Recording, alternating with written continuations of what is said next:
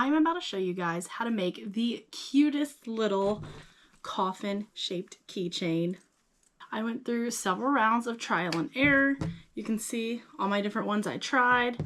I even tried a little stuffed one. As you can see how it's like a little thicker, but the stuffing is kind of hard to get to the ends. So I made a quilted one. You can see the quilting lines on this side. This side's just plain. This will make the perfect little Halloween gift for a friend, a teacher, someone who just loves Halloween. So let's get into it. Everything that we are going to need for this project is the main piece of fabric. You can see I quilted it. Has batting on one side, just plain black fabric on the other. I went through, quilted some little diamonds in it.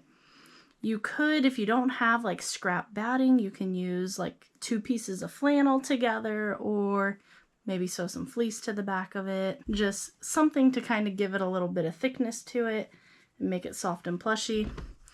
Another piece that is just plain fabric, and again these are cut 4 by 3 inches. And another piece of fabric that is about 2 inches wide, and then just some amount of thickness. You'll cut off the extra if you need to. A little D-clip swivel hook to be able to hook it onto things. And then not required, but I'm using a seam roller to help press some seams because this is a small little project. Could use a small iron, but this works well enough for me. First thing we're going to do is take our small piece of fabric, get this ready for our clip.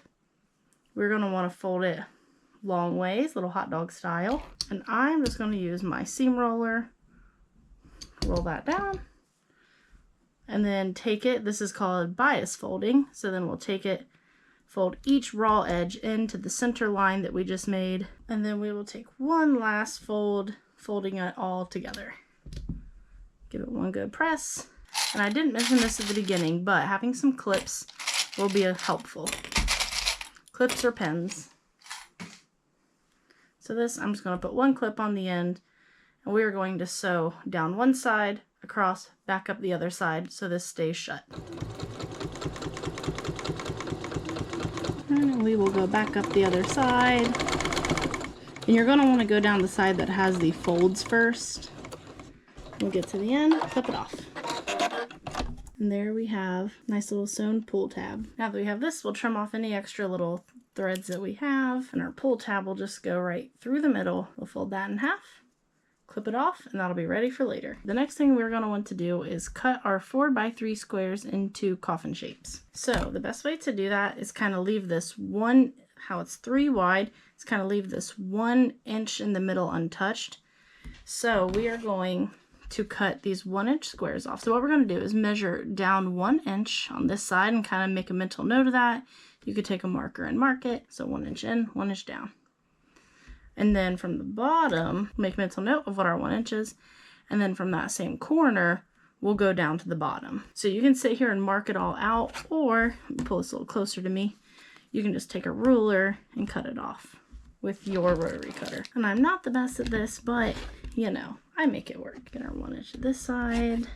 Then I kind of like to flip it this way just because it's easier for me to hold my rotary cutter. And then we'll go our 1 inch mark from there down to our 1 inch mark here. We'll cut off that long triangle. Then we'll get this side and we will be ready to go. All right, now we have that coffin shape. We'll set that aside. Now we will do the same thing to our plain piece of fabric. Now we have our 2 coffin shapes. We have our swivel clip ready to go. We're going to put our quilted piece right side up.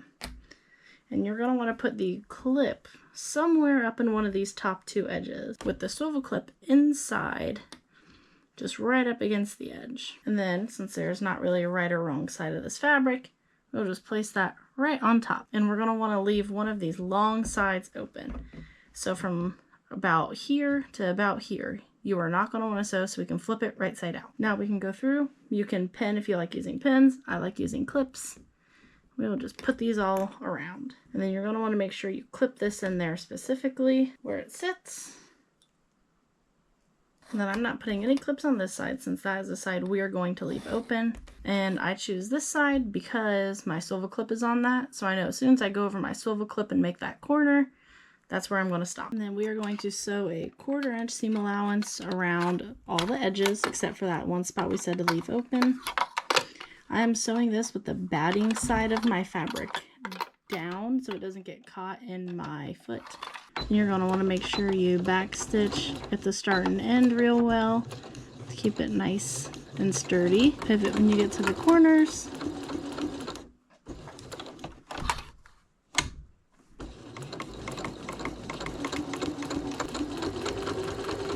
You can go as fast or as slow as you need to.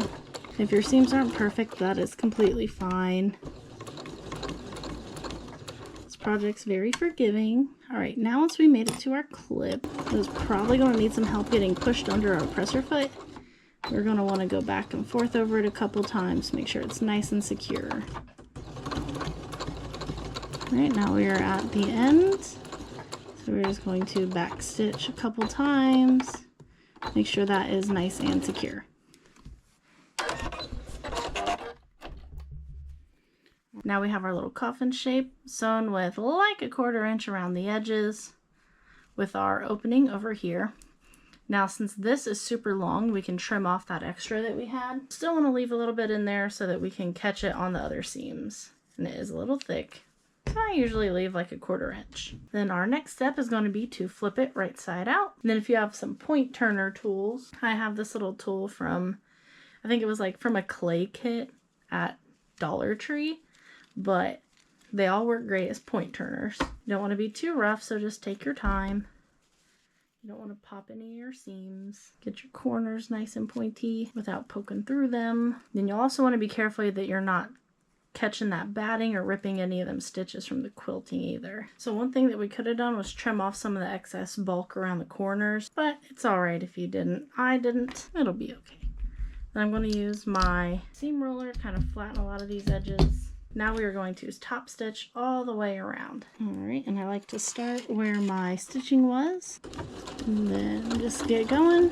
And we'll just work our way all the way around.